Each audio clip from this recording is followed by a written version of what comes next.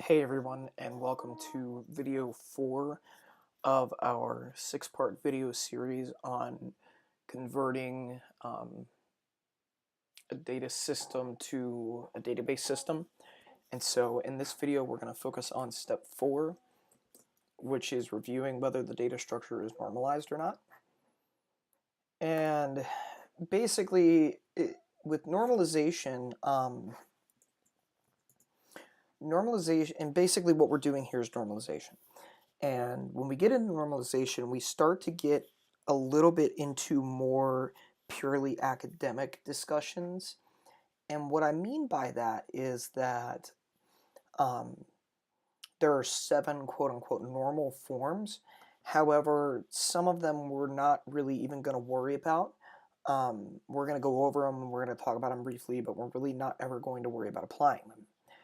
And so, what I want to do is I want to read through and sort of talk about what the 7 normal forms are, and then we'll go back to our examples from the previous videos to go over to basically determine whether or not we are normalized. And so we'll start with the first normal form, and basically the first normal form says that values stored at the intersection of each row and column must be a scalar value, and the table must not contain any repeating columns.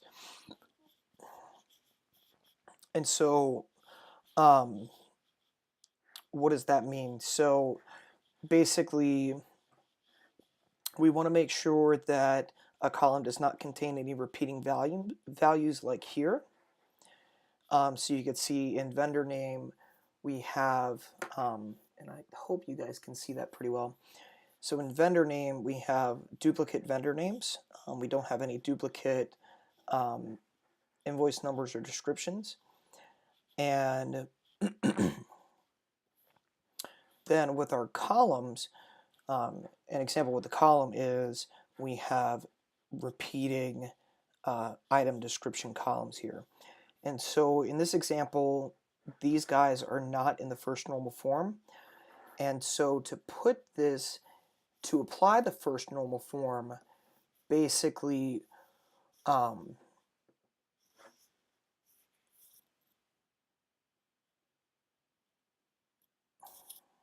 trying to think. Basically to apply this, so number one, to apply the first normal form, number one, we have instead of having, so we'll start here, instead of having repeating columns, we've broken these, basically we have created multiple rows reflecting the difference in the description with a repeating invoice number and a repeating vendor name. So I know what you're thinking. All right, so we've got repeating values in our rows. So how do we eliminate that? So in order to eliminate the problem posed, in order to make this first form normalized, we have to apply the second form. And, or not necessarily, if we have, so in order to apply this guy, in order to eliminate this guy here, we have to kind of break that first form normalization in order to eliminate these repeating columns. Now, to deal with the repeating values, we can make this first form normalized by applying the second form. And the second form basically says that every non-key column must depend on the primary key. So basically that means that each row and every non-key column is going to be specific to the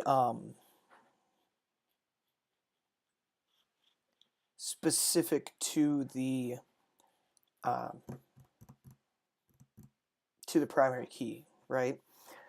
And so if we take a look at this guy, basically what we've done is we've added a foreign key to what I'm assuming, and this is just screenshotted from the book. I'm going to be honest, guys, I don't like normalization. This is more of an academic approach. Um, Hopefully this is our last, second to last video on more of the academic stuff, and then we'll get into actually applying, so just bear with me. So basically what we've done is we have created an invoice table, and that basically has an invoice ID and some of this other stuff, and we have foreign keyed that back in our invoice data table. So now we have invoice ID, and now we are normalized in that every non-key column depends on the primary key. So, like I said, we're not going to worry too much about this. I'm just going to read through it. Now we're going to get into the third tier of normalization, which is every non-key column must depend only on the primary key. And so basically what this means is that basically if the identifying key of that table is dependent on something other than the primary key, basically it implies that the column is assigned to the wrong table, or that it can be computed from other columns in the table. And so basically what this means is that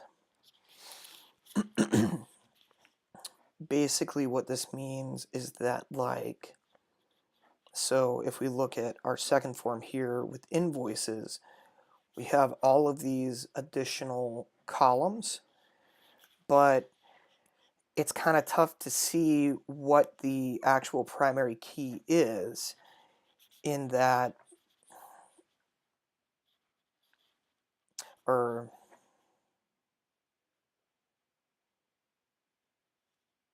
you know what, let's explain it like this. So in second normal form, we have two tables, which is invoices and invoice line items. So in third normal form, now we've split our tables into separate. Now we split our vendor data into a vendors table. We've split our invoices table into an invoice table. We've split our terms table into a terms table, which is here. We've split our invoice line items up. We've broken our invoice line items up a little bit more, and we've broken up our GLA accounts as well, which is our account number right here and account description. So that's kind of third normal form. We're not going to worry about boycott. It's just it's basically an extension of third normal form. Fourth normal form, table must not have more than one multi-value dependency where the primary key has a one-to-one relationship to non-key column. This form gets rid of misleading many-to-many columns. Not going to talk about this. The book doesn't even really go over it, so we're not even going to mention it. And then the last, really, the last one that we care about, or that we might care about, is the fifth normal form, and that is where the data structure is split into smaller and smaller tables until all redundancy has been eliminated. If further splitting would result in tables that couldn't be joined to recreate the original table, the structure is in the fifth normal form. And so, as you can see, basically, in the fifth normal form, now we've taken it a step further, and so now we have, so we're in the third, and we have, address, city, state, zip, etc. And then we have, first name, last name. So now we've taken it a step further, and we've split all of this into even smaller tables. So now we have specific information to the vendor, and then we have a foreign key to contact ID and to address ID. And in address ID, we're basically storing all of our addresses, and in theory, we could use this in other tables. And so we have an address ID. We have a default terms ID, which points to terms. We have an account description, or I'm sorry, we have a default terms ID and we have a default account number, which points to GLA accounts. And then we have our invoices, which also foreign keys to terms, which foreign keys to vendors.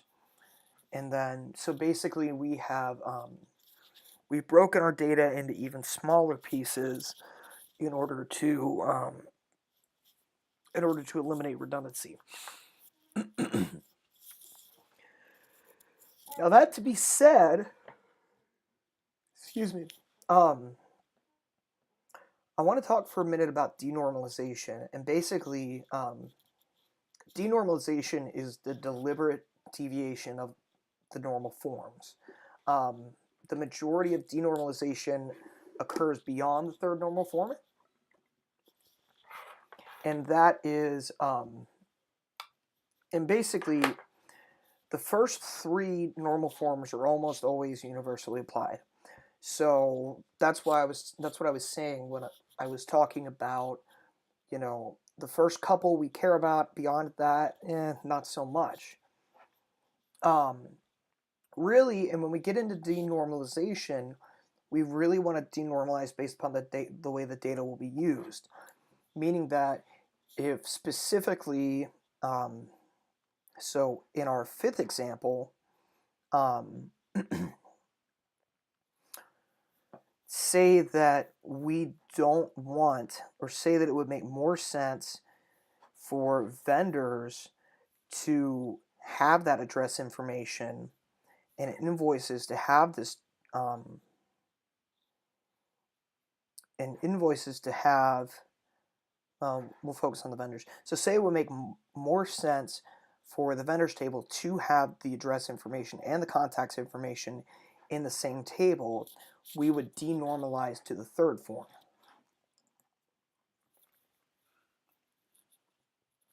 So that's kind of an overview as to denormalization. And then real quick, the domain key, or sixth form of normalization, and basically that says that every constraint on the relationship is dependent on the key constraint and domain constraints, where a domain is a set of allowable values for a column. If you guys remember back to math when they talked about domains, this form presents insertion of any prevents the insertion of any unacceptable data by enforcing constraints at the level of a relationship rather than at the table or column level. And so, again, we're not going to worry about that. In fact, there were, at least at the time of the writing of the book, there was no database system that actually offered any enforcement for sixth level normalization. So that to be said, we're really going to care about the first three levels of normalization. And so that to be said, let's take a look at our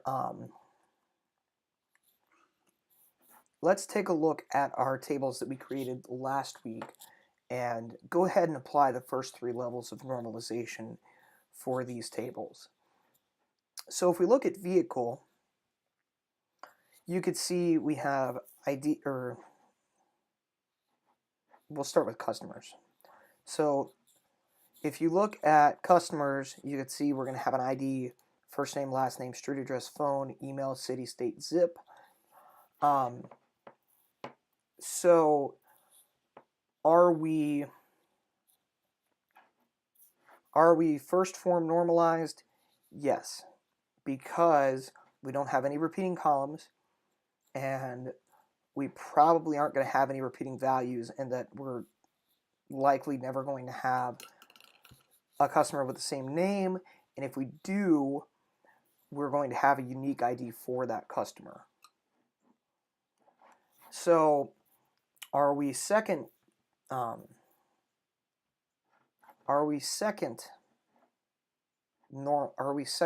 tiered normalized? And so to ask that question, we have to look to see basically we know we're first and second tier normalized because we have a primary key here.